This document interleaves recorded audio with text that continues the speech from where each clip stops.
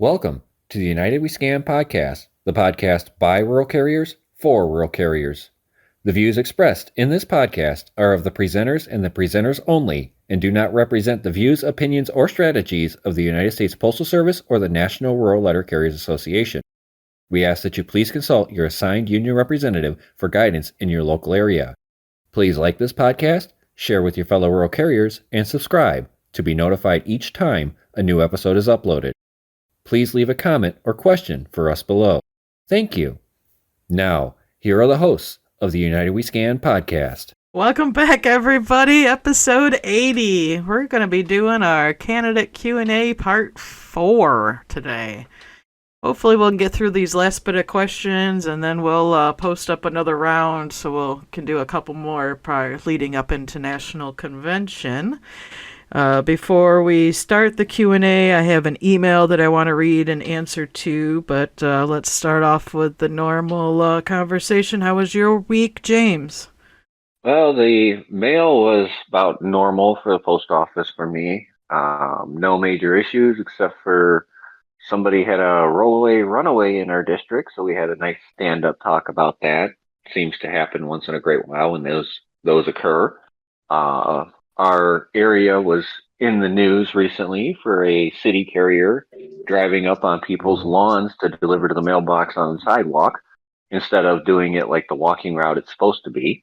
So I went out there and actually checked the area, and yeah, it's a walking route for sure. I'm thinking managerial directive probably told them you need to start going faster on this route so you can grab another pivot, hour office time and all that stuff. So I don't know what's going to happen for that guy, but yeah, that's one big mess that they're getting themselves into there. And then ended up talking with quite a few carriers this week about issues going on. And unfortunately, it's sad to hear that these things are happening to carriers even now. And I mean, it's just one thing after another that the carriers need help with. They need their stewards with. They need their ADRs, their DRs involved in, and they're getting ignored. So other than that, that's pretty much been my week. How's your week been, Toasty? Hot, very hot. Humidity's up, heat is up. But other than that, mail volume's been down significantly. There's actually been a day where I've gotten done before 2 o'clock. It's a little strange. Packages are staying about the same. Yesterday, most of my packages actually went in the mailbox, so it made it a little bit easier of a day, not having to dismount as many times, and got to stay in the AC of the mattress. Other than that, everything's been normal. Everything's been the same. So can't really complain. How about you, Bill? Oh God, I'm suffering through another week off as my medical. I hope to be back by the 22nd, but again, that's up to management, and it doesn't matter to me because I'll just take the more time off. It doesn't hurt me at all, but it is funny because being off doesn't mean I'm out of communication. And like I said earlier, that I got a lot of comments from people at the Tennessee State Convention, and the United We Scan podcasters were the topic of discussion, through their 2.5-day event. I had a very interesting call from a young lady who got EP'd for not wearing her shoulder harness. Seatbelt on, shoulder harness was behind her, and forwarded her some information that would make it easier for her local union representative to blow that one out of the water. But she's not a new carrier. She's 17 years into this profession. And for the life of me, I can't understand why they keep coming after us. Well, that's easy, because they can, and they get away with it. The union steward that's handling this case have been able to throw this thing out with one discussion with the postmaster. And this is where James is going to have to be, hands-on involved in making sure that these people are better trained than what they are, that they're not sitting back and collecting their paychecks from the NSS for a job they're not doing. We've already had, one round of clear outs from the NSS, but they were to be expected. Now we're having realignments. And just like the SDNCs, they don't make any damn sense, but that'll be addressed once we get in office. Other than that, I mean, life's good. Humidity's high, temperature's high, and life goes on. And I'm always available wherever, and people do take advantage of that. So my phone's always on for them. How about you, Kristen? How was your week? My week wasn't too bad. Monday was hell in a handbag as usual. And Tuesday I was nothing, and I was back to the office at 12:58. And Wednesday, normal day. Thursday I was in the office all day playing mapping facilitator since our postmaster is out of the office currently for who knows how long. And our supervisor has no clue how to do mapping, so I was asked to actually facilitate again. So I got to sleep in on Thursday and enjoyed that, and went in a little bit later, did my mapping of my route, and waited for the carriers to start coming back to get their mapping done. So Friday was another normal day. I worked my K-Day yesterday, because we do have a carrier out right now that hurt himself, and another carrier absolutely had to have his K-Day off due to some vet appointments. So I'm like, yeah, I'll work so he can make sure he's off. But other than that, I'm looking forward to having a 3-day week this coming week. I did take leave. I was able to get leave on Friday, and my daughter's having another anatomy scan, 32 weeks. From the sounds of it, baby's catching up in growth, and we'll see what's going on and what the next steps will be come Friday. For some reason, the supervisor asked me to work Saturday. I'm thinking, no. I already have leave protecting my K-Day. You're not gonna... You can't force me in. Thanks for asking, but no, not doing it. So, yeah. My week wasn't all that bad, really. Fairly good, So we're going to get going here. I am going to go over this email real quick and make a few responses, and then we'll dive into our Q&A questions. So I got this the other day. A very, very well-written email, I will say that. I was fairly impressed with the wording. It says, "Greetings, United Scan fam. I hope this message finds you well. I wanted to take a moment to anonymously express some concerns regarding the challenges faced by Rural Carrier Associates, RCAs, within the United States Postal Service. As dedicated employees, we strive to fulfill our responsibilities with diligence and commitment. However, several issues significantly impact our quality of life and job satisfaction. First, I wanted to acknowledge the hard work and dedication of all regular carriers. I offer my utmost gratitude and respect to them. However, the conditions for RCAs are particularly disheartening and warrant attention. One of the most pressing concerns is the requirement for RCAs to work primarily on weekends and holidays. This schedule deprives us of valuable time with our families during these important occasions. The inability to celebrate holidays and weekends with our loved ones takes a considerable emotional toll, affecting our overall well-being and morale. We sign up for this job with the hope that it'll be worthwhile in the end, but the reality often falls short. Additionally, the lack of benefits for RCAs further exacerbates these challenges. Despite our hard work and dedication, we do not receive the same benefits as full-time employees, such as retirement plans and paid time off. This disparity not only affects our financial security, but also makes it difficult to balance work and personal life effectively. Another significant issue is the constant pressure and backlash from upper management. It often feels as though there is a little consideration for the physical and mental strain imposed on us. Prioritizing speed over safety is a serious concern, as safety should always come first. The stress of walking on eggshells during the 90-day probationary period takes a substantial mental toll as well, especially when we are being told that we are getting NPOs and higher management in trouble. In sight, I've never been out past 7:30 when I first started subbing my 48K. Most recently, I've been getting back before 4:30, but that's still not good enough. Many of us wonder if we will actually make it through the probation period, or if we will be let go without fair consideration. It raises the question of why RCA protection under the union only begins after 90 days.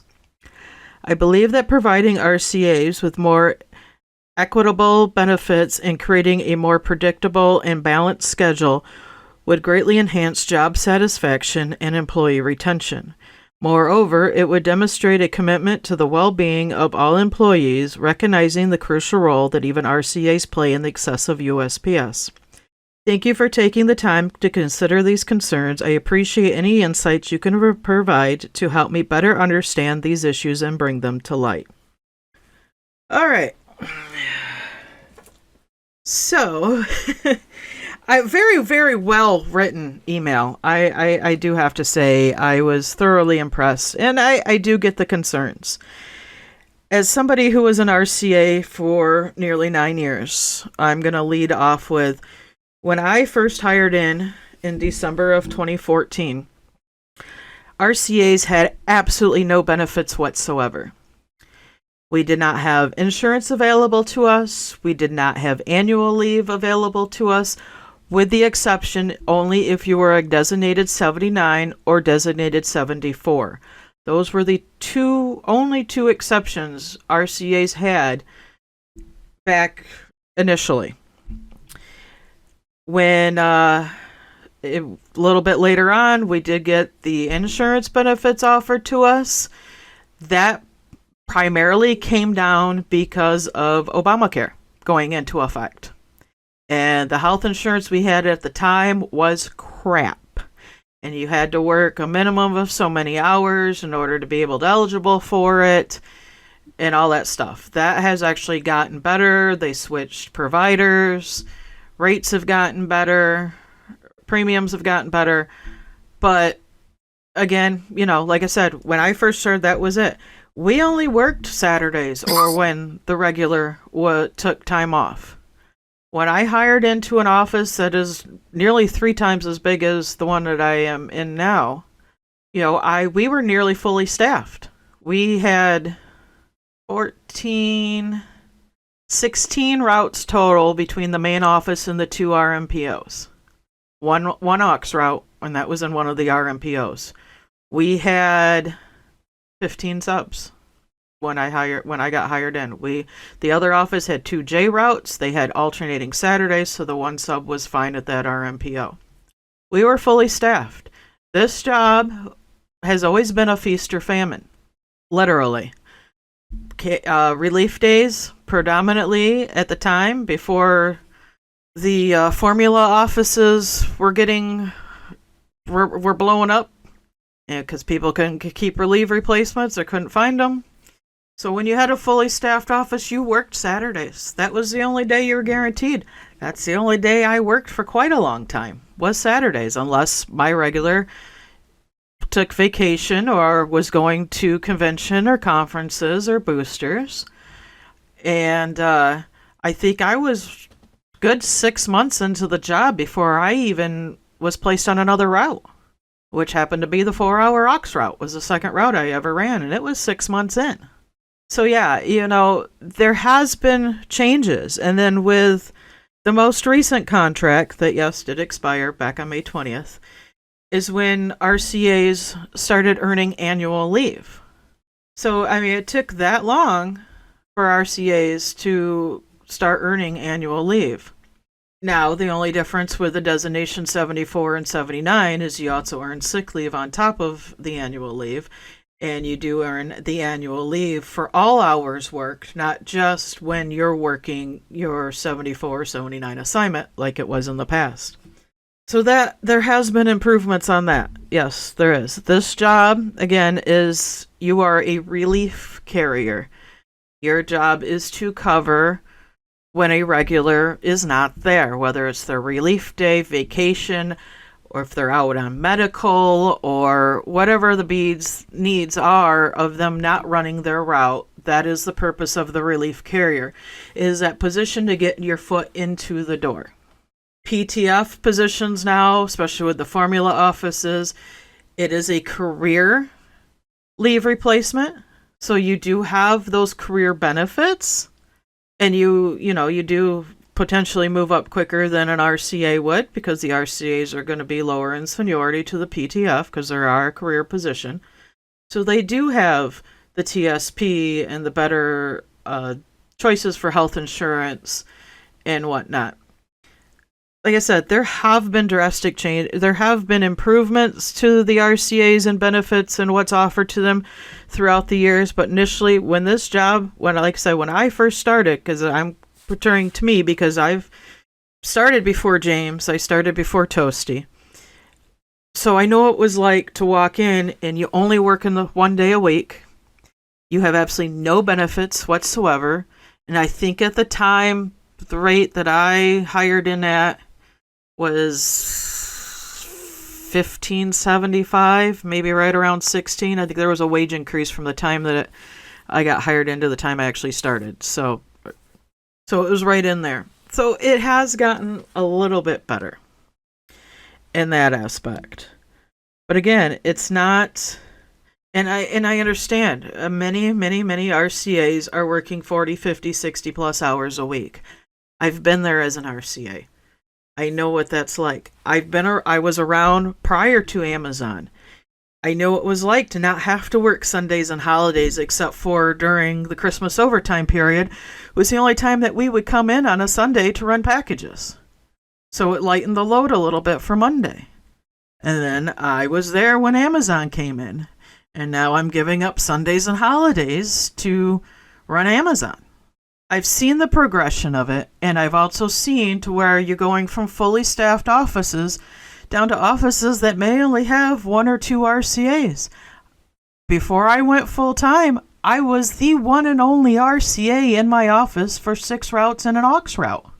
The only one during Christmas time.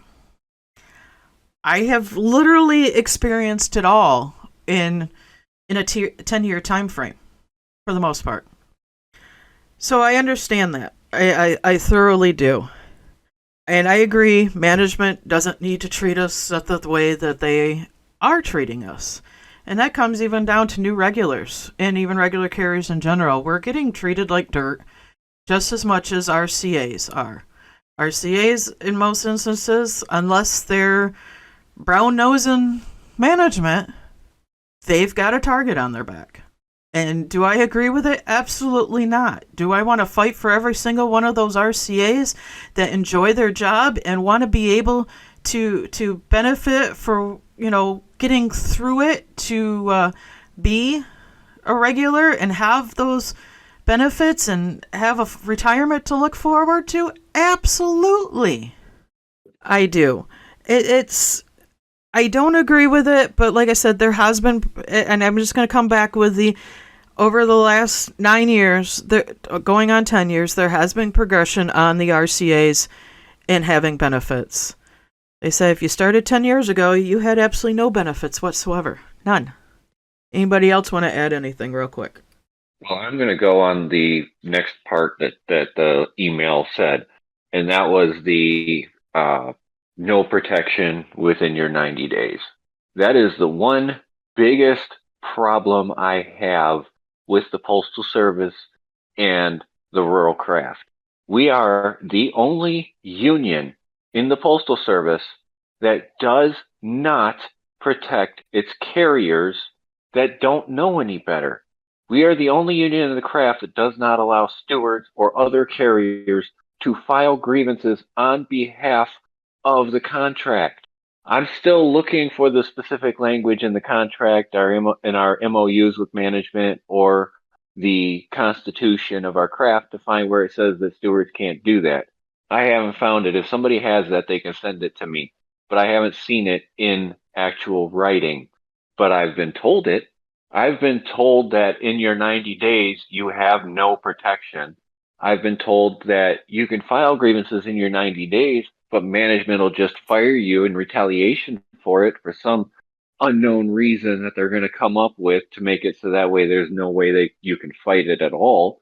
I've been told that you can grieve for everything except termination. I've heard all different kinds of ways about it. But until we have a leadership that stands and protects all carriers from hostile management, as stated in this email, our 90-day probationary period RCAs are paying dues for absolutely nothing in those 90 days. And it's 90 working days, not calendar days in the rural craft. So you could do it in 90 days. You could have 90 working days in 3 months, 4 months. But there are carriers out there that go to the 1 year mark, which is the other end of that. It's 90 working days or 1 year, whichever comes first. That's another problem that I have. It should Yeah. be 90 calendar days. Well, and with the city craft, it's 90 working days or 120 calendar days. I could get on board with seeing something more similar to that. 120 calendar days or 90 days worked. Now, the reason why I am going to think that it was that way, again, comes down to a fully staffed office like back in the day when you had people on a wait list to get into the post office. And you were only working 1 day a week and maybe a full week or two here and there if your regular went on vacation or maybe got injured or something like that. And so then you may have a few more. So it may have taken a full year to actually work those 90 days worked. Again, I think that is another policy, not policy, but something contractual that is outdated for the times that we have now. I really think that 90 working days or 1 calendar year is outdated, given the times that we're in now. Oh, do you want a person who started last century's opinion? Absolutely. When I joined the post office as an RCA, we were only guaranteed Saturdays. We had a non-formula office and weren't expected to sit around by the phone like they want you to nowadays because we had a sufficient number of subs. The problem of it is that as management moved into this micromanaging, the atmosphere, the environment changed, and they were demanding that you be available. You had to be on call, and of course, when you're working 1 day a week and you're working on a POV route, and you have a dedicated vehicle that can work for both your family life and delivering a route, makes it hard on people working 1 day a week. With the shortage of carriers, everybody's getting more than 1 day a week. I'd say in 70% of our offices across the country, especially if you have a princess in your office like you do, Kristen. You have to be available all the time. But the fact of the matter is that A, it's a part-time job. B, they don't have to guarantee you anything more than 1 day a week. That's and set in that's stone. And if you're assigned a K route. If you're assigned a J route, Yeah. you're only guaranteed 2 days a month. Every And other if you're week. if you're assigned exactly. an H route, well, good luck. I've been there. Exactly. I've been there when I transferred into my office. I transferred into an H route. The carrier was out on OWCP. They came back 3 weeks after I transferred in. That was the first time I ever had 2 pay periods with 0 hours. And if you follow along the conversation, like I said, it's a part-time job, and that's how it started out for me. And it got to the point where I had more hours available to me. I was fortunate enough to be able to go to third shift on my primary job, which I took so that I could make doing the mail during the day. Not everybody has that opportunity. They don't have the job opportunities in their small towns out in the middle of Iowa.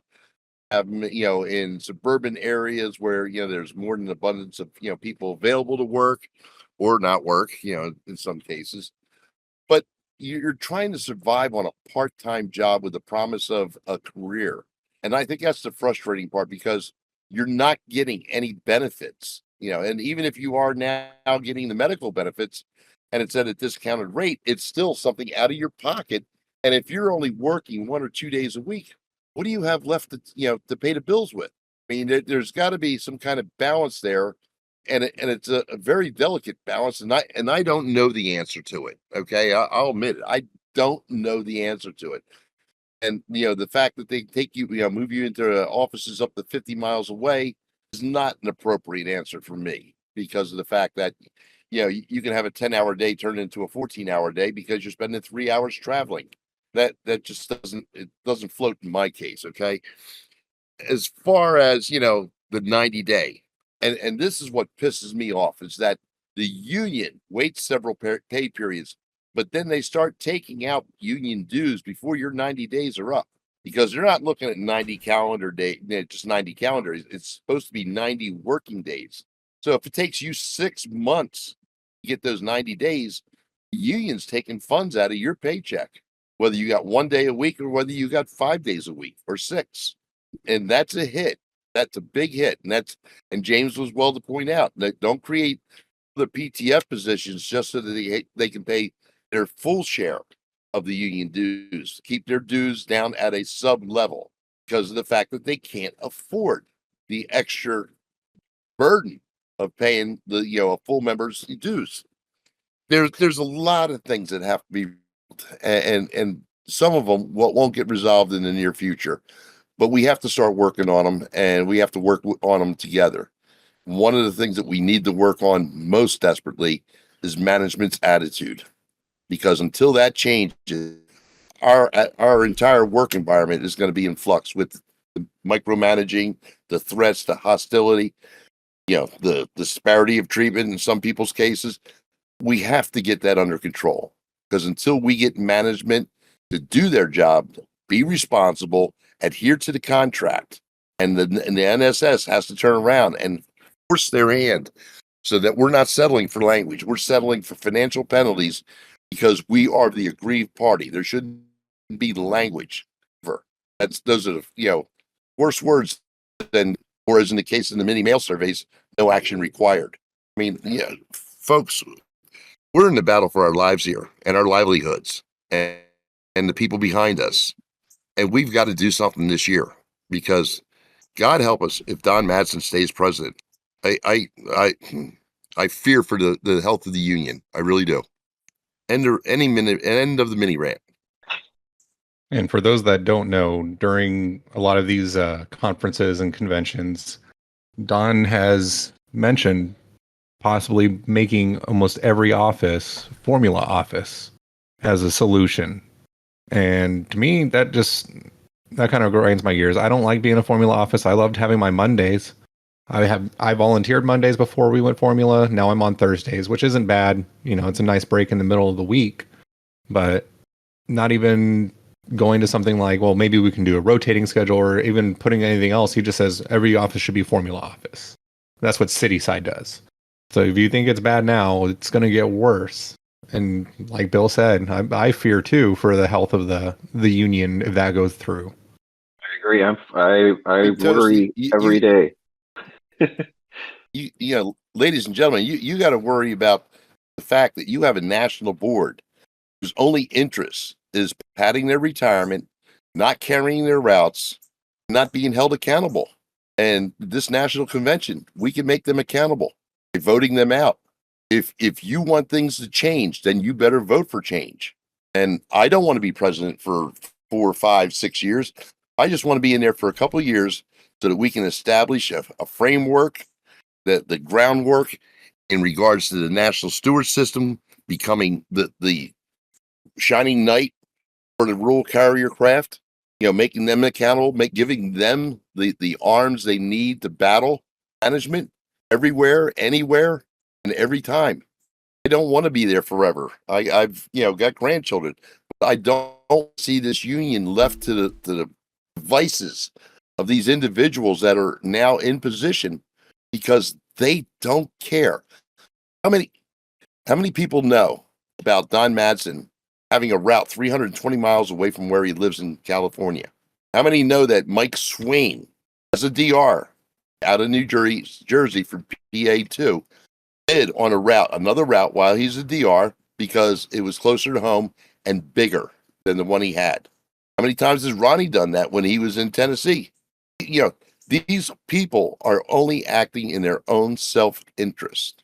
And when I make a comment about, Kristen going to a concert and she'll get her leave denied by me, we're there for service. Okay. You can have your vacations, and trust me, I don't need to bother you on vacation. But when it comes to, Monday to Sunday, 24/7, like 7-Eleven, we're going to be open. Absolutely. And that's our That's our job. That's our responsibility. We had one comment in here I have to agree with, voting in our ADRs and DR positions instead of being appointed. I do have to agree. I could definitely see where voting in the ADR and DR positions at like state convention would be better in some cases. I can see both sides of that. I can too. I can too. You know, but I do agree that the accountability of being elected into that position would be greater than just being appointed. And I also think that it would also leave them to be held more accountable by the membership in that aspect. But at the same time, there is something to be said about an ADR and DR that actually have been doing the job. You know, we're area stewards that got selected to do the position because the state board believes that they were the best candidate for the job, and they make the arguments to the national board to appoint them that way. So I understand both sides of it. If you have a good state board with good ADRs or good DRs, you're golden. But then you have the ones that get into those positions and then decide that, okay, I'm not talking to this person because I don't like them anymore. I'm not going to respond to them for a week just to make them sweat, things like that. Or in some instances, I'll get back to you and they don't, you know. And, you know, I am also worried about the direction that this union is going to go, not only with this next contract, because like Bill said, office is going formula. You know, you spent your RCA years, a lot of years, only having weekdays off. So becoming a regular carrier and having that Saturday or that Monday off was a benefit that you got when you went regular. And now Maston and the crew want to take that away so they can get full dues from PTFs? I don't think so. I put forth a resolution this year that passed in Michigan that RCAs pay half dues between RCA or PTFs pay half dues between RCAs and regular carriers because they only gained the benefit of a guaranteed one extra route a week. So they get two days a week, but they have to pay regular carrier dues. No. And I don't think. Well, James, that'll cost us $11 million in dues. I need those $11 million, okay? And if you're a PTF in a smaller office and you only have... If Maston... Look, okay. If you're a PTF in a smaller office and you're only assigned 2 or 3K routes, you're only working 2 or 3 days a week, and you are a career employee, you also have to remember, not only you're paying... You know, depending if you have family coverage on your health insurance, for example, I have a rural carrier benefit plan. I pay $234 a paycheck. So, yeah, you're making a few dollars more an hour, but now you're having health insurance. Now you're having your pension, your FERS taken out. Now you're having your TSP taken out. Now you're paying full dues or in the excess of $30+ a paycheck. I mean, so how much do you have left out of your paycheck? 50, 60, 100, $150? Exactly. And yeah. I mean, if anything, you know, we've all heard it at the conventions and at the conferences about losing $17 million worth of dues for non-dues paying craft members. $17 million. Now, my question is, why hasn't anyone on the national board gone out and asked these carriers why they pulled their dues? Why hasn't anybody taken the time to actually ask the craft what's going on? That's the disconnect. People don't listen to the people on the street. They don't listen to the issues that the carriers are dealing with. They just look at spreadsheets and bell curves, just like management. They're acting just like management because they're too busy playing games with each other to figure out exactly where this craft needs to go. That is my biggest problem here, and my biggest fear is that they continue to play games while management continues to get the upper hand on us. Look at the city craft. hour office times, 23-minute loading times. You don't even have time to use the restroom on the route. You don't have time to take your lunch on the route because you're trying to make the truck. Or you're driving Rural on carriers- sidewalks instead of walking. You have carriers.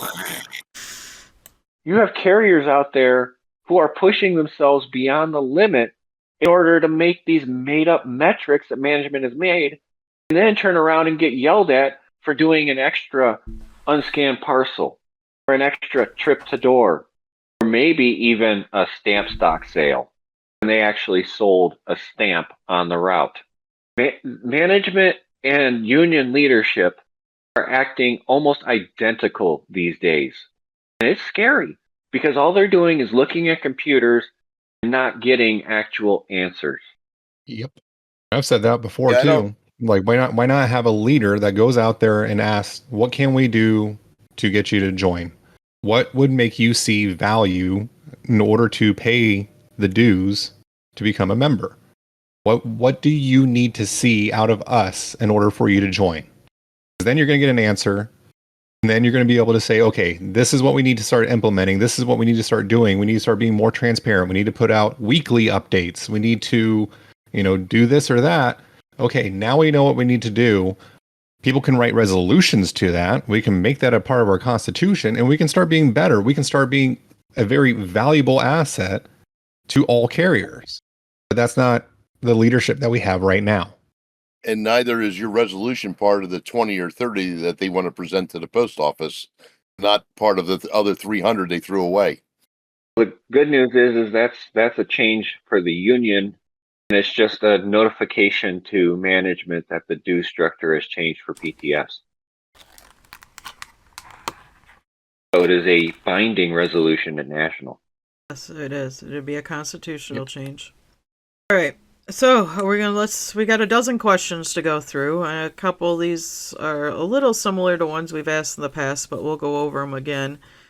And I'm going to start off with this first one. Are you guys ready? Yep. All right.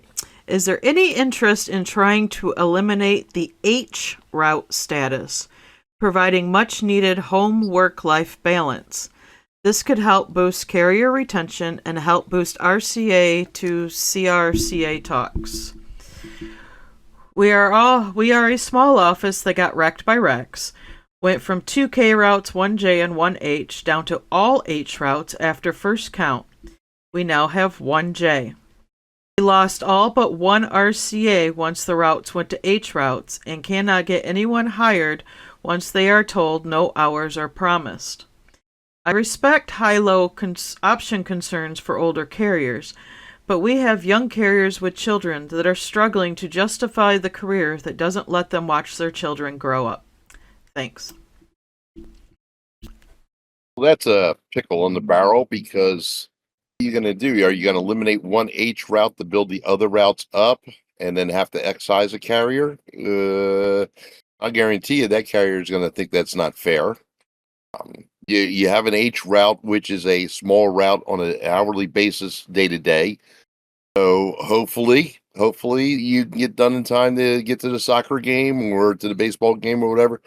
But realistically, there's not much I see plausible in regards to doing anything except for, like I said, taking one route and divvying it up and excising the carrier.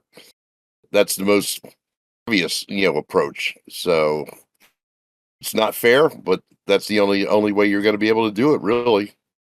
Yeah, definitely. That's the only way I see that as well. I mean, you've heard in the past about how they wanted to do away with J routes. But, even on that aspect, what, are you going to just doing away with H routes? Again, you're going to fall into the issue of excising carriers. That's the biggest one that I can see. I at this time, I wouldn't think about it.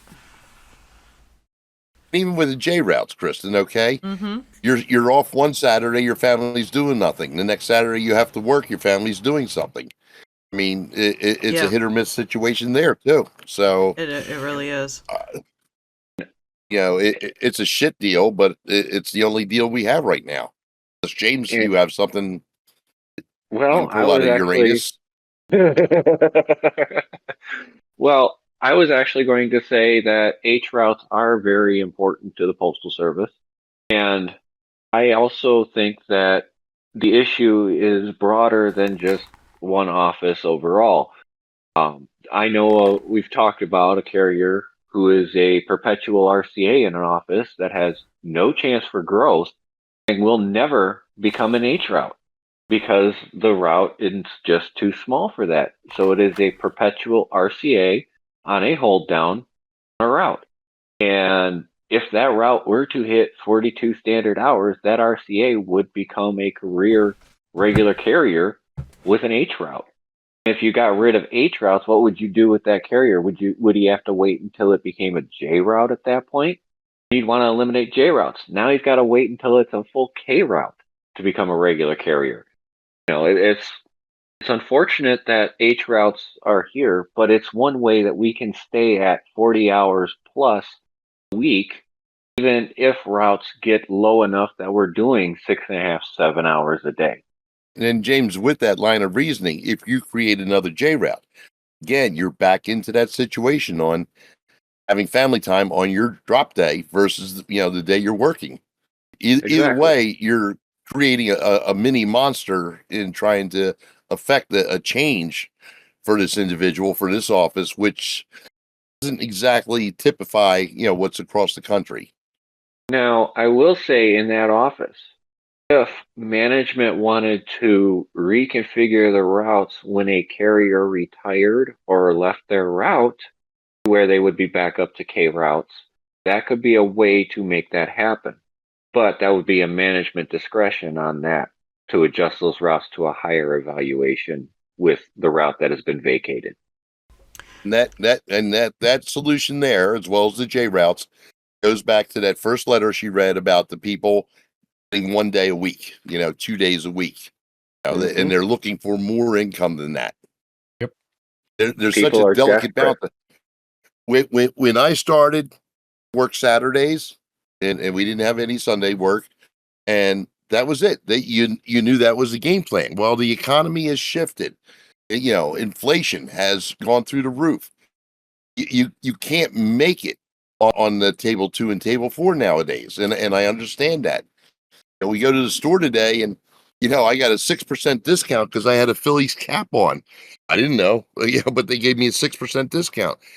The bill was still $168 for me and my wife. The only thing that she bought that extraneous was a $50 gift card for one of her workers that her birthday's coming up. Still, that's a lot of money for 2 people.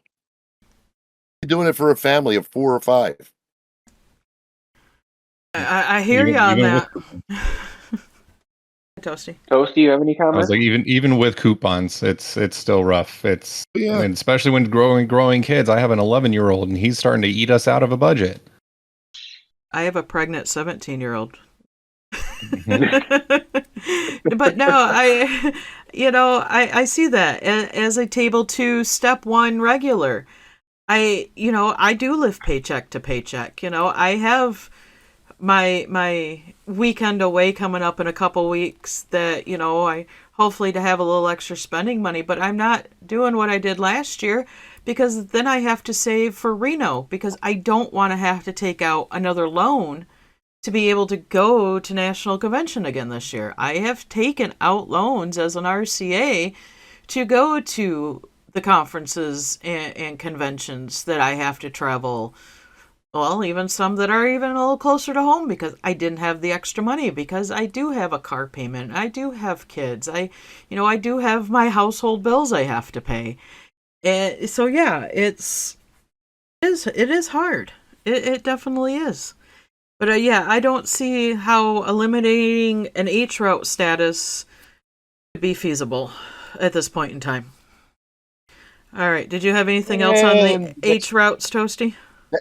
I mean, other than, it's a pickle. It's difficult to figure out what to do. Try to give people more hours, but at the same time, it's evaluated at 40 hours. That's full-time status. So you just got to try to, roll the dice. And we're going to have to try to see what we can do, what we can figure out. Go through the numbers, see how many offices are affected by this. Right. The next question, and I know we've covered a couple similar questions, but we're going to go ahead and put this out here again in case anybody's got anything to add. What 3 items, ideas would you fight tooth and nail for to help better this craft? Okay, first thing, get rid of Table 2 and Table 4. Second thing, go after management through the NSS and protecting our carriers. Thing is, open up the National Rural Letter Carriers Association so that all carriers get information, whether it's through Facebook, whether it's through Rural InfoNet, we'll direct you that way. If you're not a member, information is power. Knowledge is power.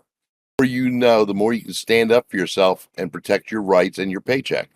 3 things in that order. All right. Yeah, definitely fighting for to get rid of Table 2 and Table 4. It's definitely number 1. Again, the way management, I'm gonna side with Bill on the first top 2.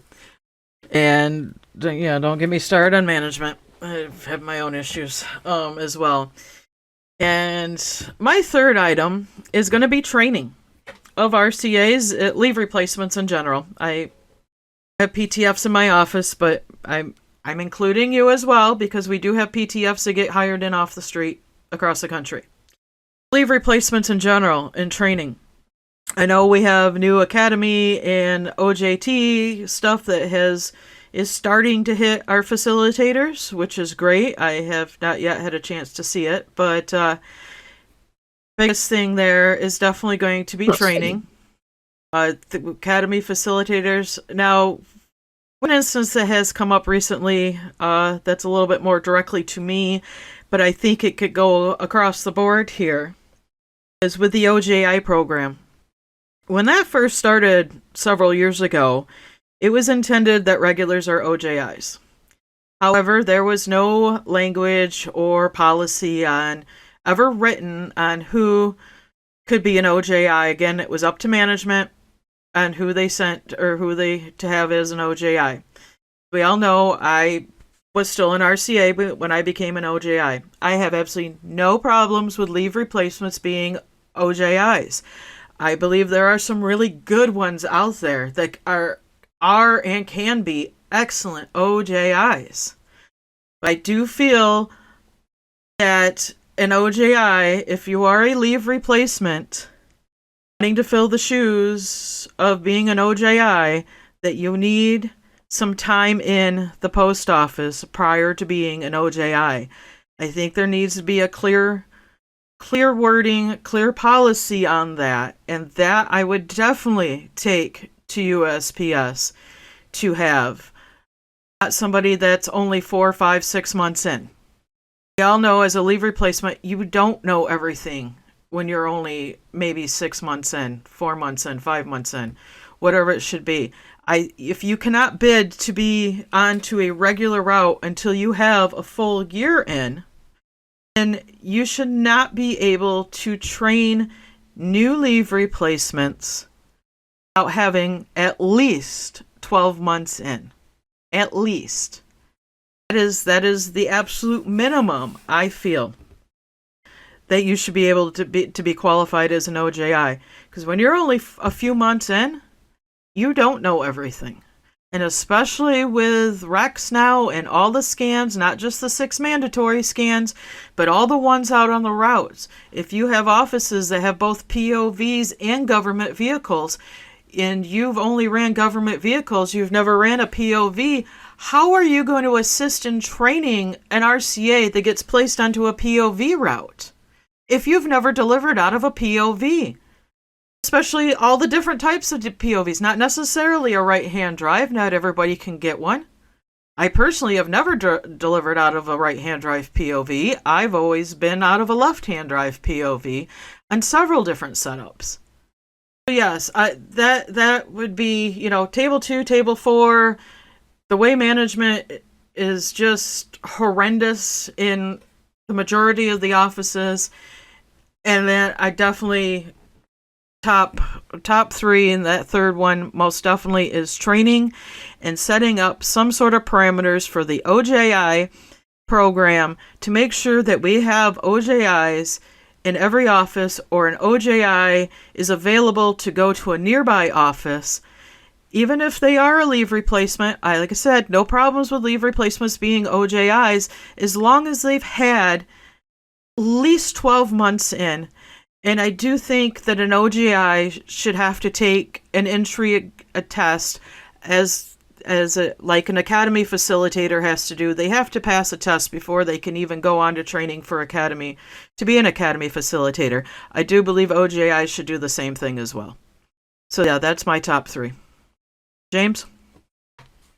Well, the very first thing I want to do is the directive that we are not settling for language where language already exists. If it's something like contractual violation or an order of consideration violation or something like that, carrier needs to be made whole.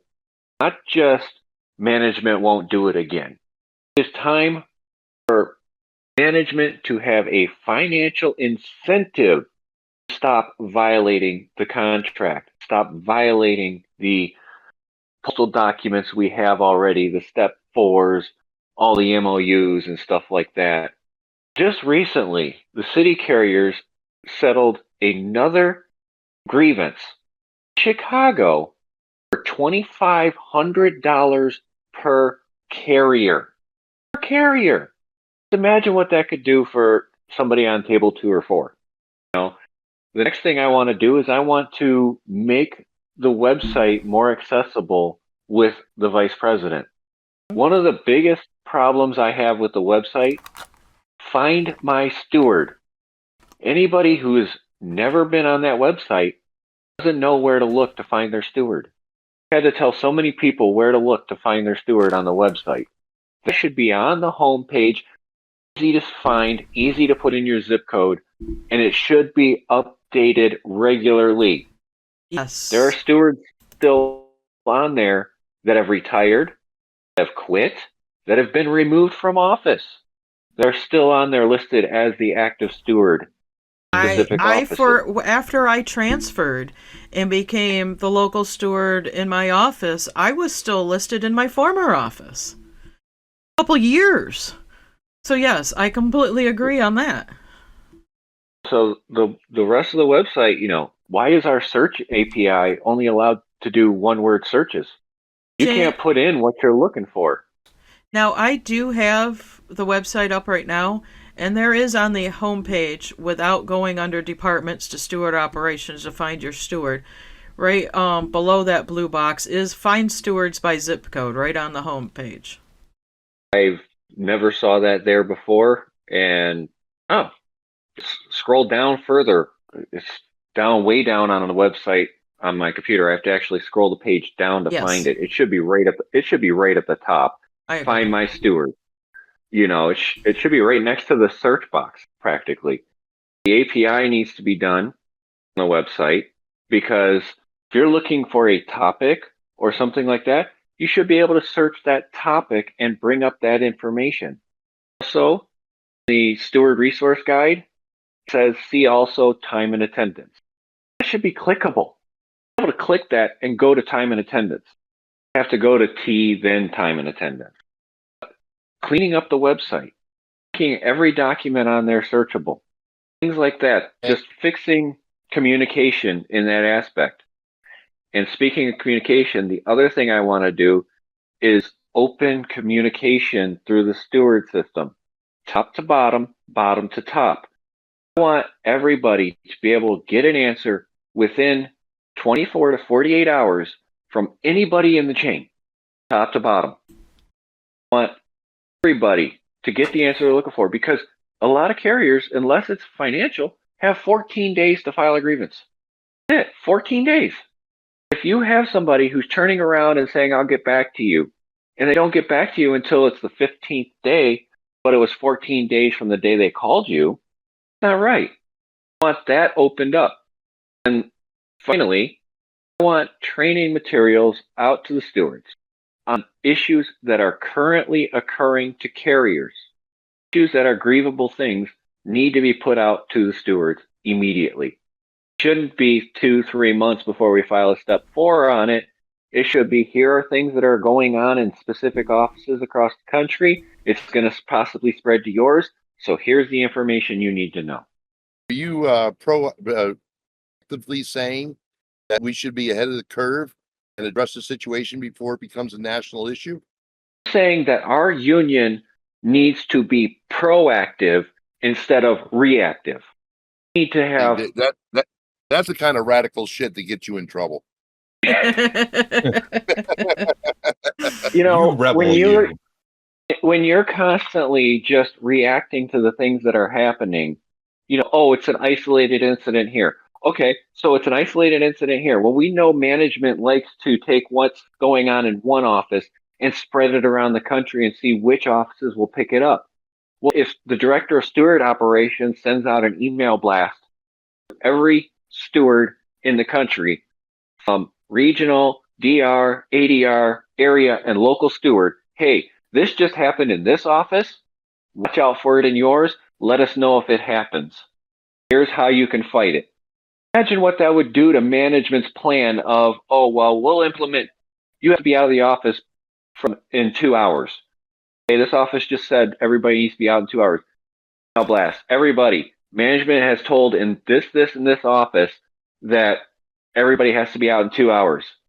It happens in your office. Here's how you fight it. Send us an email back if they actually try to implement it in your office. We'll go to a national grievance on it. Proactive. Right, Toasty, what are the 3 items that you would fight tooth and nail for to help better this craft? Number one, of course, the elimination of the 2-tier pay scale. It's ridiculous that somebody that joined, 4 years before I did, and got hired on, and without the hiring freeze in there, makes $14,000 a year more than I do at the same time. They made regular at the same start date that I did. It would be $14,000 more than me. We do the exact same job. There's really no difference. So we need to get rid of that.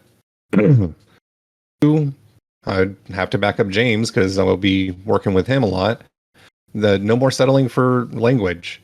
We need to unleash pounds on management. We need to go fight tooth and nail to go ahead and get the quote unquote penalties or incentives to them to stop doing these, let's go ahead and tell them end of shift duties only 5 minutes.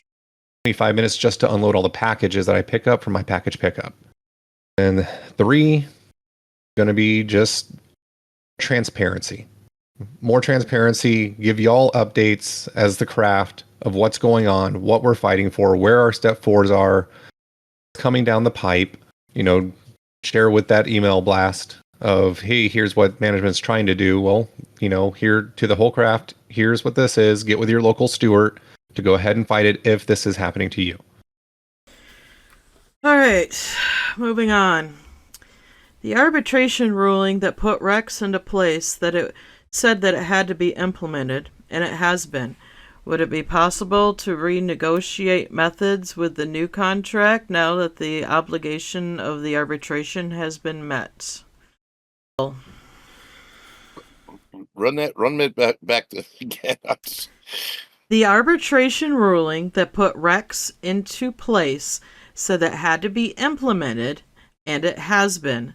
Would it be possible to renegotiate evaluation methods with this new contract now that the obligation of the arbitration has been met? Well, I'd have to say fiddlesticks on that because the arbitrators also said that we had to have transparency, which we do not have. So therefore, no, I don't think that, at any point should we be able to turn around and not us, but the post office, recalculate any of the metrics that are involved in Rex. And I'm sure they're going to. I have no doubt they're going to try to change the time standards. The thing that bothers me is that they haven't obeyed the first letter of law in regards to transparency, which has been published in our national magazine, which is on our website. There is no transparency. There is no penalty for them not providing the radar reports on a daily basis. And most offices, including mine, get them sporadically because, oh, the manager, the internet's down. Oh, I love that one. The internet's down. Oh my God. If I hear that one more time, how are you making cash sales up the registers if the internet's down because they operate on the same system? It befuddles me that the lies they get away with. And with the new steward in our office, it's every day. Do we have our radar reports? Do we have our radar? I don't go ask the supervisor. I put the onus on him. He's my union representative. So should any of the metrics be changed? No, by neither party. Unless the arbitrators come back, or the engineers come back and say something is in our favor. No, I'm not voting for anything to be changed at all. I don't think that we should change any right now. Pretty fair, except for the CBUs in regards to coverage factor there, and the mailboxes that don't get mail, and that one bothers me because of the fact that the supervisors tell you to stop at mailbox whether they have mail or not, so you can establish your breadcrumbs.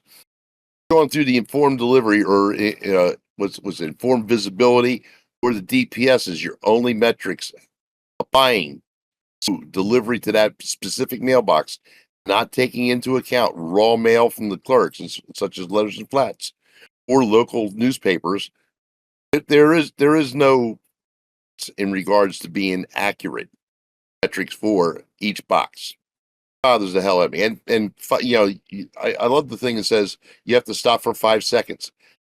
Decent RCA and an experienced carrier can have the mail ready, the lid down, mail in, lid up, and gone in less than 3 seconds.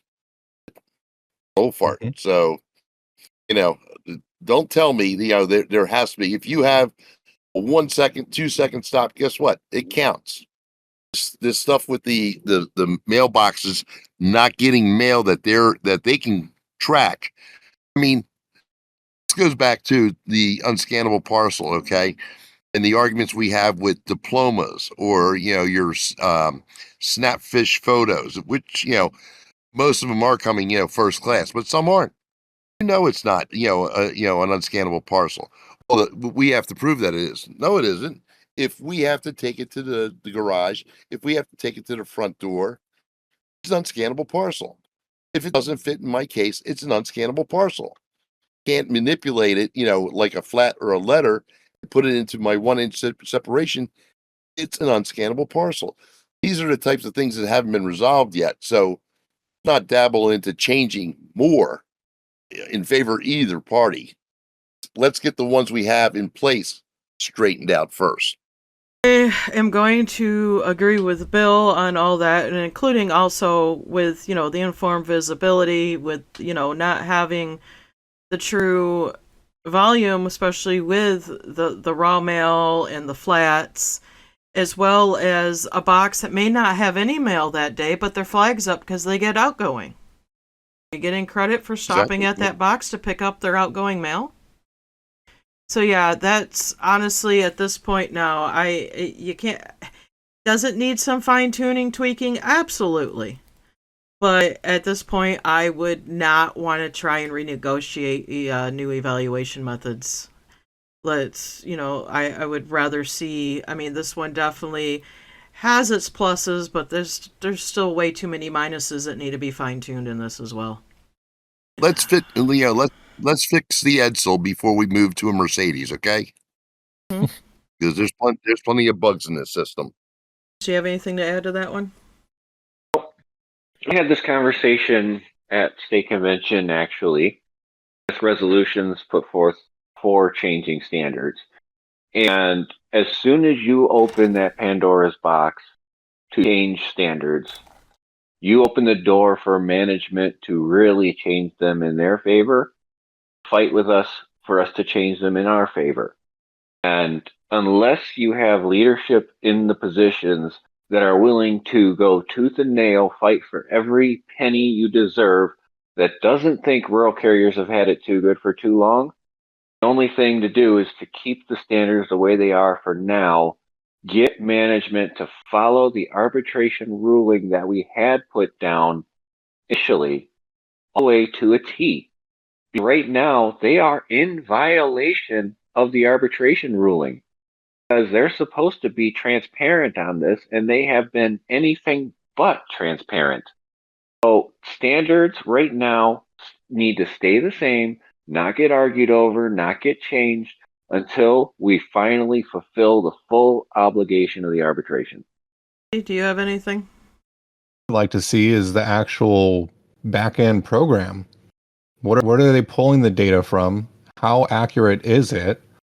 How is it calculated? Is it because you see rumors on Facebook that package that you dropped off to the front door, is it for that address or is it just an average of all 500, 600, 800 of your addresses? Well, yes, it's averaged throughout the year, but is it your whole route or is it just that specific address? Because then, there's others that are trying to say, well, if it's your average, then it's better to try to put in parcel lockers because I have a half CBU, half curbside route. It's better to put parcels that are away in the parcel lockers, and any that can't fit or you don't have enough parcel lockers for all of them, do the ones that are closest to your line of travel. And I saw a big boost by doing that in my own evaluation, but that's just my experience. But I still don't know the back end program.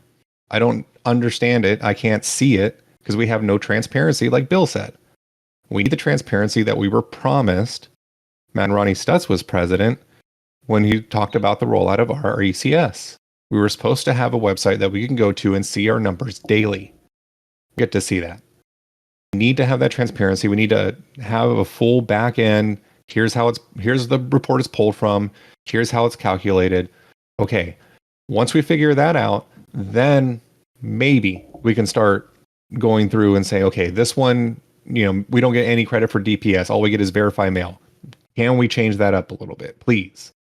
Go through and make sure that every manager has somebody at the end of the day for end of shift duties as a mapping facilitator. Antonio, the largest cities in Texas, behind Dallas and Houston and Austin, has carriers that have not mapped since before the first mini mail survey. It's detrimental to them. If it's picking up different breadcrumbs or it's having the wrong address on there, it's going to mess with their pay. We need to make sure that management has mapping facilitators, everything's mapped correctly, everything's put in correctly, that management is actually trained on how to do the mini mail survey numbers, the measurements, everything like that correctly. We don't have these arguments over, well, authorized dismount, you already gave you ×3. That's the old system. The old way, if you wanted to multiply it ×3 and say, okay, well, it's one for letters, one for flats, one for packages, you get that credit. Well, not anymore. We put that in. We put that in under authorized dismount, so that way you don't have to do any of the math, or because before you were supposed to count, okay, at this stop I did 5 trips. At the second stop I only did 2. At the business park I only had 1 time then, and this other one that has 10 units, I had to do 7 trips on that to average it out before. Well, now the system will do that automatically for you. Management still conflating the old stuff with the new stuff, and it needs to stop. This question. Go ahead, James. I do have to issue a correction. My correction about the website was about the actual NRLCA app.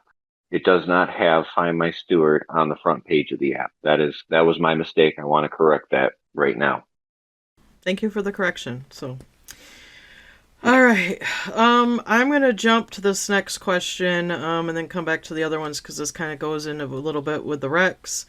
With all the mail that they throw at us on Monday, catalogs, magazines, letters that don't fit in the case, I bundle it up and say it's a parcel. They disagree. What is it? Discretion. Well, it's carrier discretion. I mean, is it going to fit in the mailbox when you get there? If you're regular, the route. If you have an oversized mailbox, it's going to go in there handily. If you have a standard mailbox, you might have to wiggle it in. But unless you dismount and take it to the garage or the front door, then it should not be qualified as a parcel. For a record, nobody across the United States of America, the plants to back off with the volume delivered to the offices on Monday because the plants do not answer to district managers. Their own hierarchy that says, I'm getting as much as possible out on Monday, and then we can take it easy the rest of the week. Everybody's seen this across the country, so there's no deliberation about that this happens. It's a fact of life. And you sit there on Tuesday and say, well, where did all the mail go? Well, you got it yesterday. Mhm. Yep. Hence Oh, you're why over hours. I'll be under hours Tuesday, Wednesday, Thursday, Friday. exactly. I work 11 hours on Monday and I work 5.5 on Tuesday. Evaluated system. Yes. So are we all in agreement with that one, and I can move on, correct? Well, I do have one. So Of course. I partially agree with Bill on that. However, as I have stated before, and try to make clarification happen with a resolution before our Director of Labor Relations, Bridget Boziak, stepped up and said they were still in discussions over what an unscanned parcel was at the 2023 Michigan State Convention. My argument is if you have to handle it differently than you would your normal flats and letters, carrier discretion in unscanned parcel. Isn't that how I started my comment off? Correct. Yes, with carrier discretion, but I was arguing if you handle it differently than you do your flats and letters. Next. What would you do if elected to help recruit new members? Show up. Show up. So, I mean, Texas, we have several, locals, as they call them. They're not done by counties, but they do combine counties, whatnot. Go to the meetings, figure out what's going on in those offices, see who needs the most help to those offices, and ask around. You can even get on, use the Instagram, use the Facebook that we have that they don't know how to use, and do what do you want to see from the union?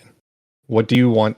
What would make it valuable for you? Like I said earlier, show up, you ask, and you listen, and you can start figuring out ways to recruit more people. You can figure out ways to basically, as dirty of a term this sounds, sell it to those that are not currently in the union. I agree. I mean, to help recruit new members, definitely be making yourself more available to the craft in general. I really think being seen more, and yes, I understand the busy schedule. I understand that, but being able to, even if it's replying to an email or returning a phone call later in the evening or on a weekend, making, at least showing the effort that you are there for the craft. And the craft members to see that you are there and you are listening and you are concerned and you're doing what you can to help and try to make it better. I definitely think that would be one way to do it. Is the reach out with the craft in general. Williams? This one's a conundrum for me because of the fact this would involve you, Kristen. Mm-hmm.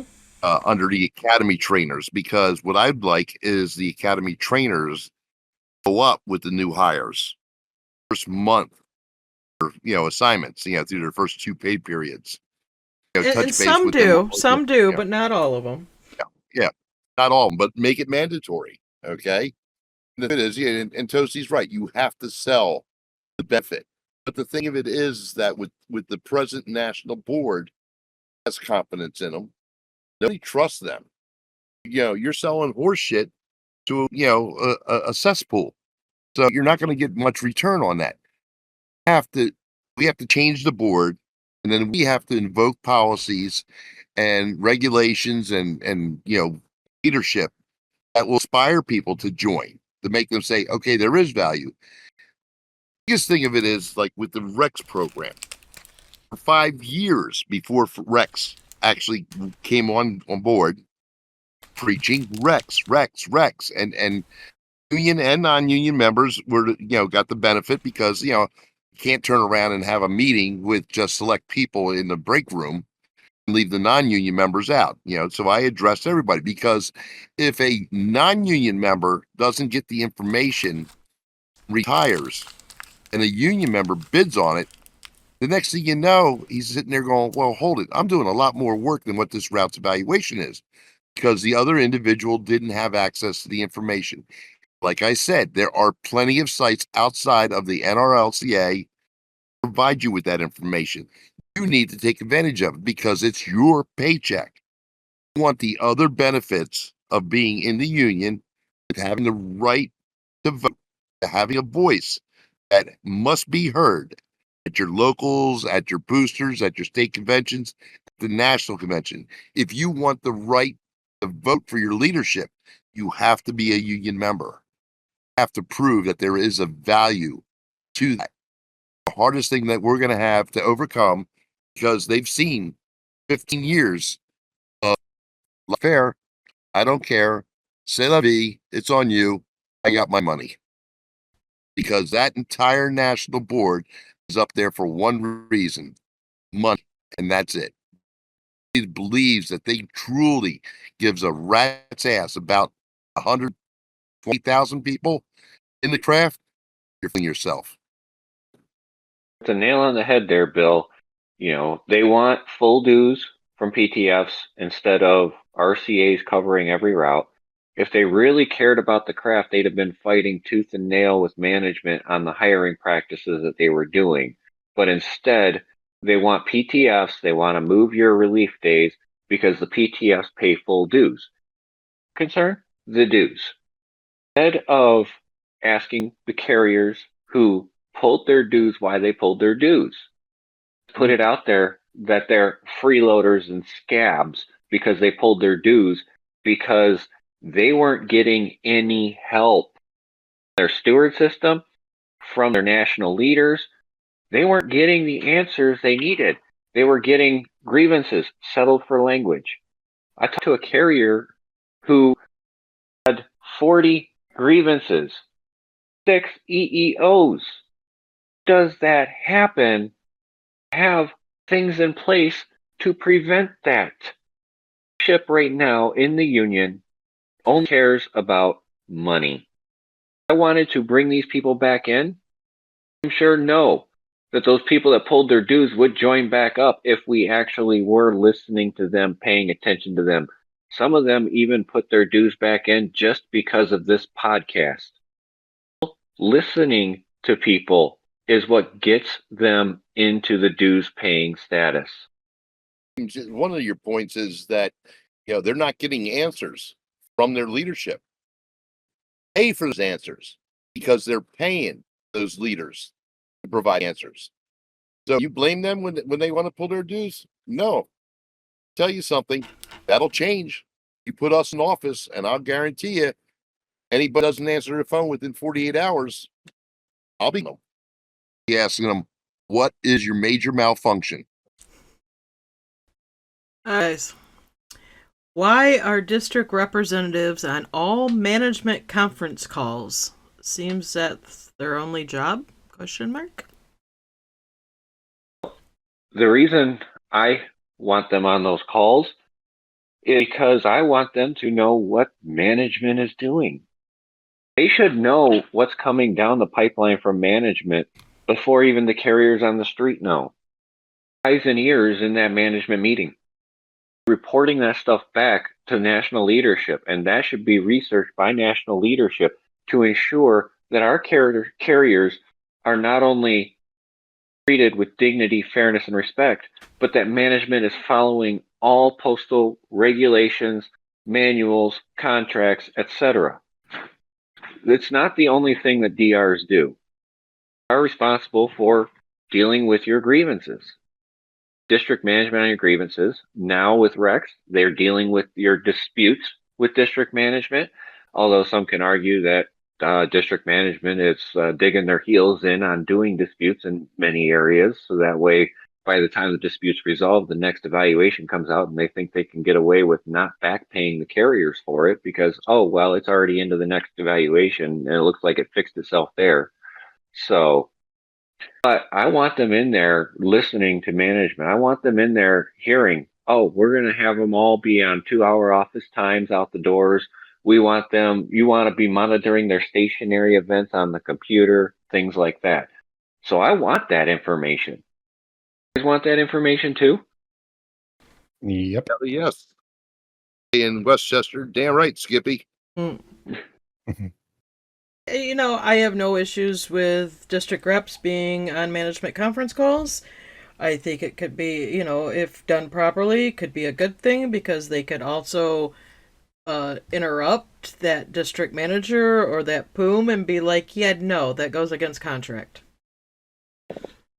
Like they're taking notes, they're reporting back to higher up, so if it's something that's coming up even from higher than district, that it can get rectified at the source.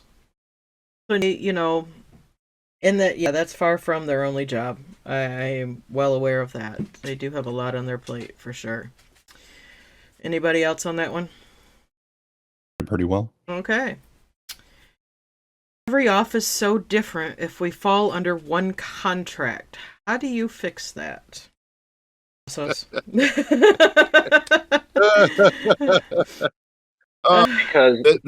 Because The same reason we have so many, personalities, so many difference in opinions, yes.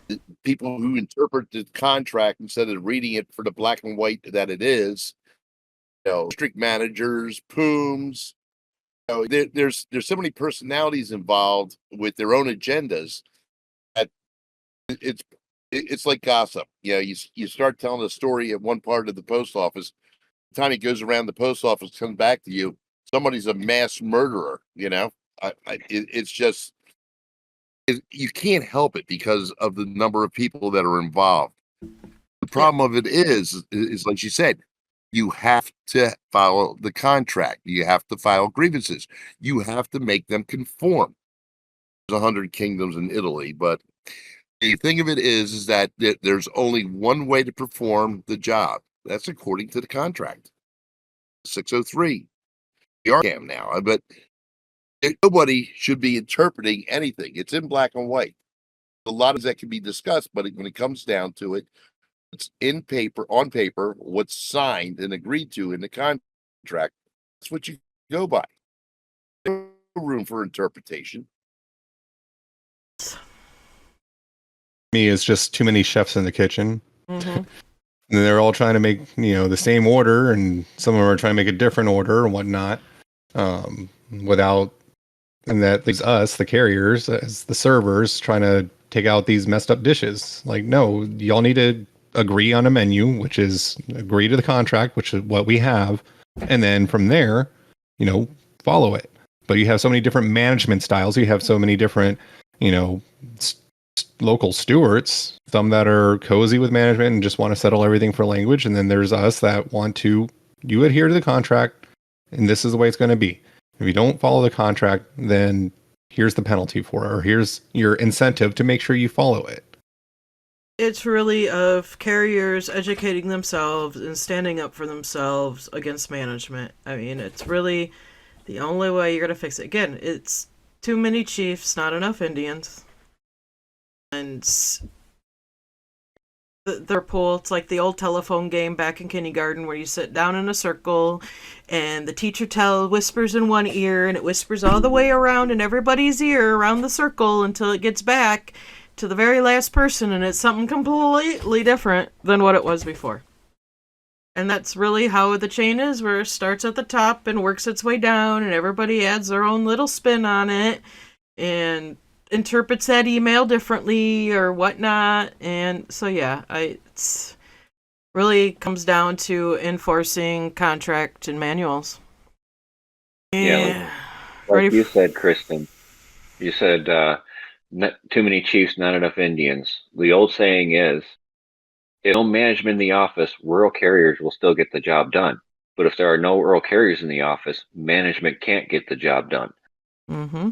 If we had half as many managers covering the rural craft as we do today, the rural craft would run more efficiently than it does now. If we had less micromanaging on the rural craft, we were efficient carriers. If carriers were treated with dignity, fairness, and respect, we'd have more efficient carriers. You know, honestly, that micromanaging, not just the rural craft, it goes across all crafts. Yeah. You know, And that's where a in lot of general, you know, it's managers that have too much time on their hands is what it is.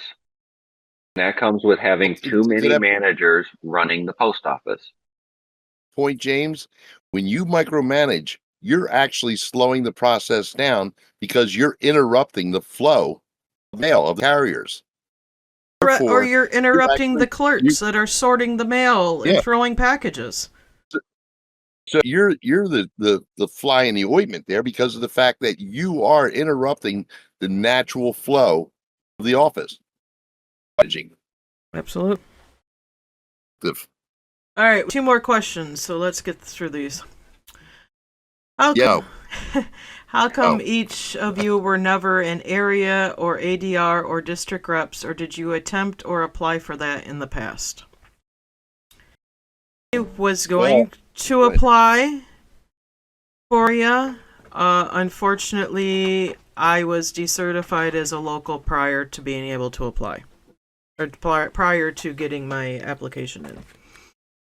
I actually never got the opportunity to apply because of the fact that they're assigned positions, the recommendation to the NSS, and the DR didn't like me because I processed too many grievances on the local level. I tried to go for it because I had asked if I could help out in other offices, become an area steward by talking with my DR and stuff, and it never manifested. And then I got on this podcast and was able to help way more carriers than I ever could have as an ADR or a DR or an area steward. I have helped way more carriers through this podcast than any other form of service with the union other than being the director of steward operations. And that's the reason I'm running for the position. But the reason I'm running for this position is because I've seen how the carriers are treated across this country. I've heard from carriers across this country what's going on, how their stewards are, which stewards are good, which stewards are not doing their job. I've seen full forms of stewards that are just amazing at their jobs. But at the same end, on the other end of the spectrum, you've got stewards that are so in bed with management that they literally throw out the grievance basically with very limited language that they settle it for. Stop. Our steward system needs a lot stronger than it is. And it's time for it to be the steward system that every other craft wishes their steward system was. Don't forget, we also had people step up and become stewards because of this podcast. Correct. That's true.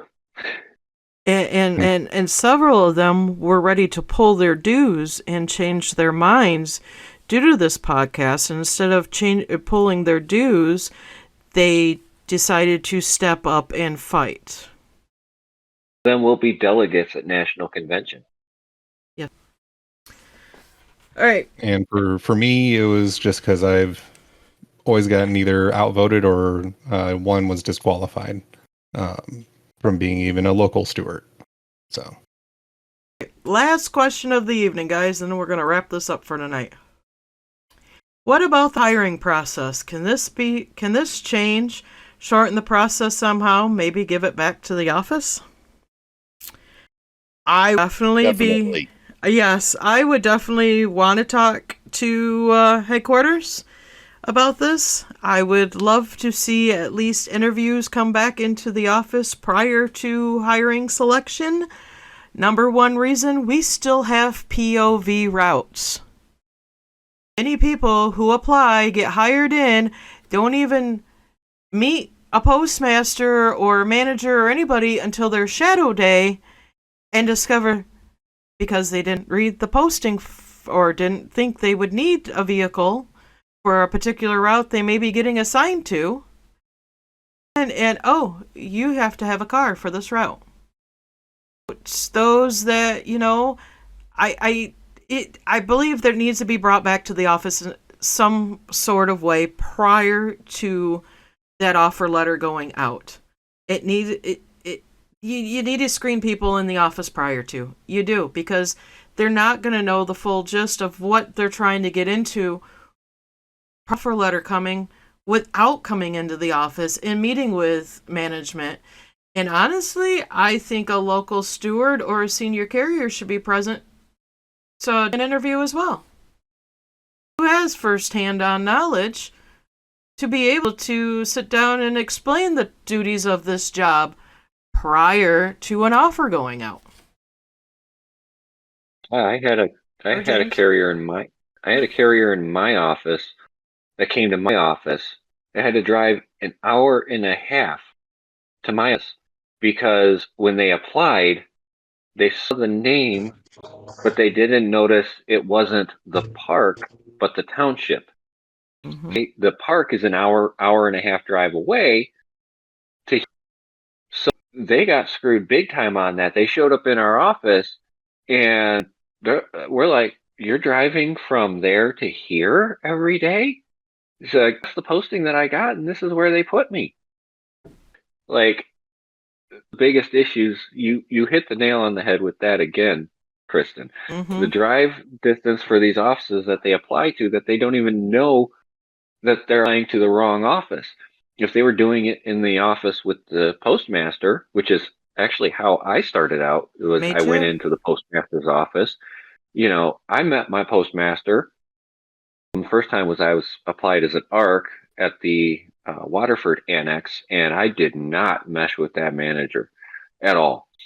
And then the one I'm in now, that postmaster has retired since then, but my office is pretty much a retirement office for postmasters because it's so well run that they can just do their job without having to really interfere with the carriers because we're an all rural office.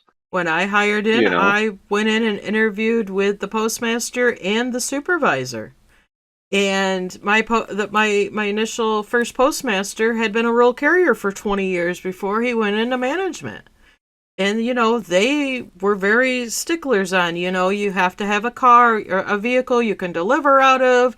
The route that I initially was going to be hired for was a 112-mile route. They ended up switching that prior during my orientation because, like I said, it was in one of those RMPOs with the J routes at the time, and brought me back in. But, it was making sure that I had a vehicle that I'd be able to deliver out of, and the clear cut of what the job description was and what it was expected of me, right down to code and shoes, prior to even getting an offer letter. So yeah, I really do believe there needs to be a step prior to offer that brings those potential carriers into the office.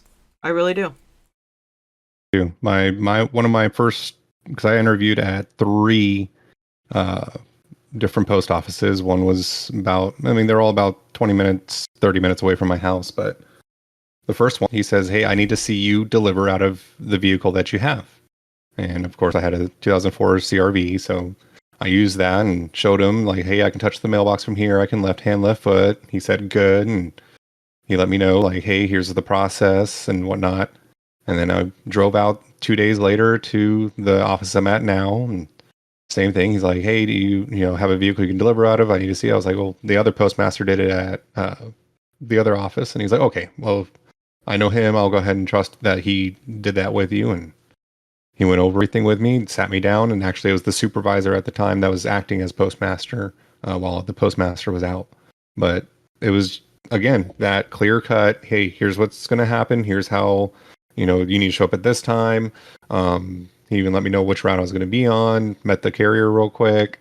And then from there, I went ahead and accepted that offer. And it's been 8 years now. Bill? I interviewed with my first postmaster, and I'll tell you what, I never met a nicer person than Ben Franklin. And the thing of it was that having that local contact, made you feel at ease. I was all POVs at the time that I joined.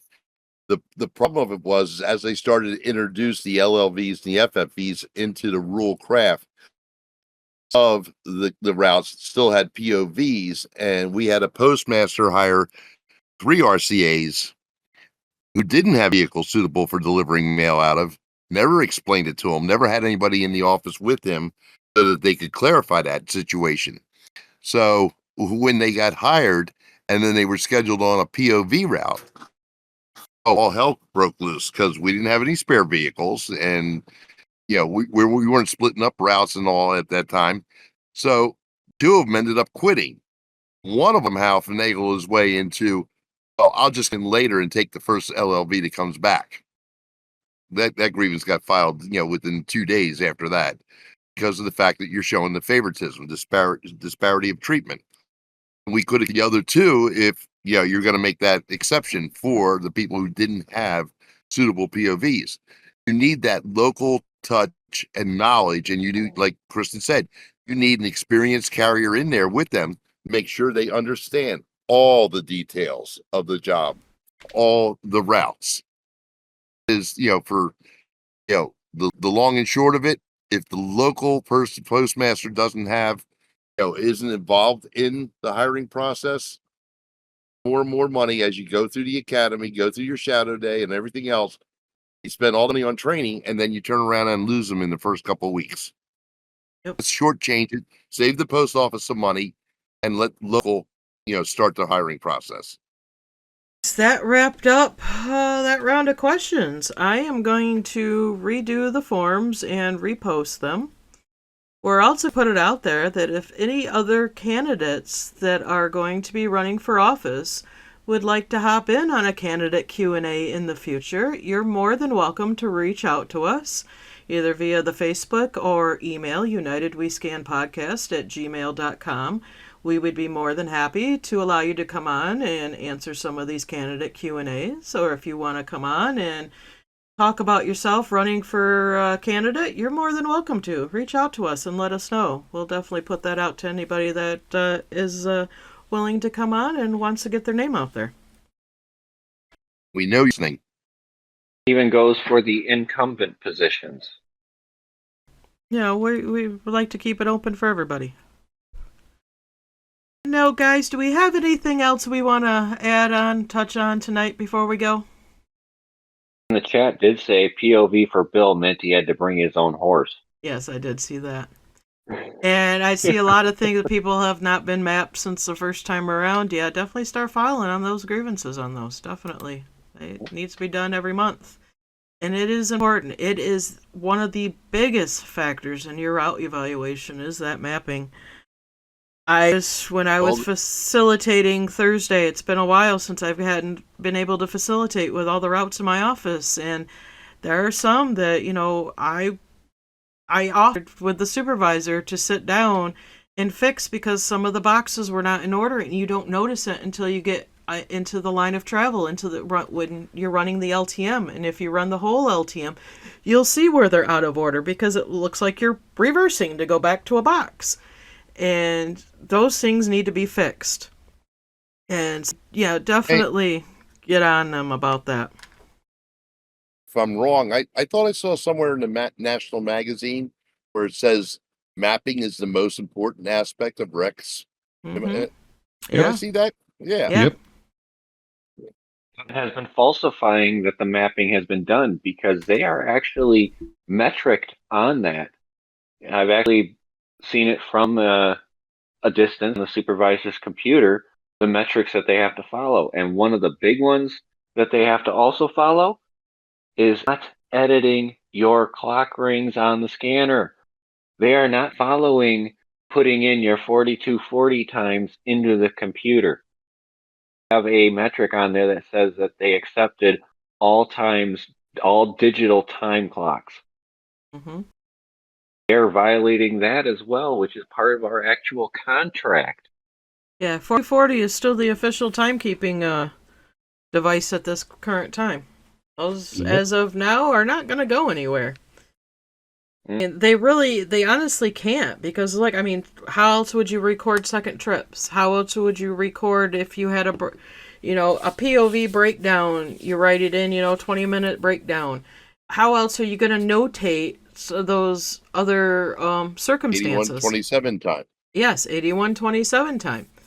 You have to. 1760 file, like, for safety. Yeah, like everything. Even if I have a longer than average end of shift duties, for instance, I'm doing my mapping that day, or I'm doing my edit book, or I'm doing case maintenance, or doing new labels, I notate that on the 4240 in case any questions get asked on why I have a 2-hour end of shift duty that day. Those little things. So no, 4240s are not going to go anywhere. I had an RCA in my office that forgot his badge at home and couldn't clock in on the scanner. And he's like, do I have to run home and get it? He moved and lives, 12 miles out of town now. And I was like, do you have a picture on your phone? He's like, no, but I could text my girlfriend and have her text it to me. I said, all right. And I said, mark your time in on the 4240, notate it that you forgot your badge. And then I noticed when he got it, I said, you get clocked in? He goes, I did. I said, okay. So yeah, that is still, for timekeeping, is the 4240. All right, guys, anything else? I think we covered pretty much everything. We're already at 2 hours almost. Yep, we are. So, anybody final words tonight, or are we just going to go ahead and wrap this up for this week? Do the sign off. Do the sign off. All righty. We are going to call that a good one for this week. It is a little bit longer episode, but we had many good things to talk about. Plus, those Q&A questions are always helpful for you guys to know where we sit on running for our respective positions. And on that note, guys, stay safe this week. Stay hydrated if you're experiencing the hot heat in quite a few areas. I know my temperatures have been up and down this past week between the 80s and the 60s, so please take care. Please be safe. Make sure you get home to your loved ones, and remember that we're all in this together, and together we can be the change. And we will be back next week.